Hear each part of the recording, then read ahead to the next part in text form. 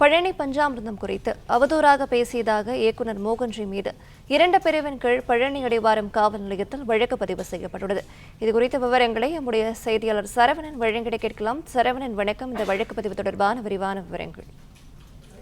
திரௌபதி, பாகசூரம் உள்ளிட்ட படங்களை இயக்கிய மோகன் இவர் நேற்று திருச்சி போலீசாரால் கைது செய்யப்பட்டார். இவர் சமீபத்துல யூடியூப் ஒன்றில் பேசிய அந்த வீடியோவில் பழனி பஞ்சாமிர்தத்தில் கருத்தடை மாத்திரைகளை கலப்பதாக அவர் பேசியது சர்ச்சையை ஏற்படுத்தியது. இது தொடர்பாக வழக்கு பதிவு செய்யப்பட்டுதான் நேற்று கைது செய்யப்பட்டார். அதே வேளையில் இந்த நீதிமன்றத்துல மோகன் ஆஜர்படுத்தப்படும் பொழுது இவர் மீதான குற்றச்சாட்டுக்கு இவர் குற்றச்சாட்டை ஏற்க மறுத்து நீதிமன்றம் இவரை சொந்த ஜாமீனில் விடுவித்திருந்தது. இந்த நிலையில பழனி காவல் நிலையத்துல இவர் மீது ஏற்கனவே ஒரு புகார் கொடுக்கப்பட்டிருந்தது. பழனி பஞ்சாமிர்தம் குறித்து அவர் பேசியிருந்ததுனால அந்த கோயில் நிர்வாகம் சார்பில் பழனி காவல் நிலையத்தில் ஒரு புகார் கொடுக்கப்பட்டிருந்தது. அந்த புகாரில் 2 பிரிவுகளின் கீழே தற்போது வழக்கு பதிவு செய்திருப்பதாக தெரிவித்துள்ளனர். எனவே இந்த வழக்கு தொடர்பாக அவரை சம்மன் அனுப்பி விசாரிக்க முடிவு செய்திருப்பதாகவும் காவல்துறை தரப்புல தெரிவிக்கப்பட்டுள்ளது.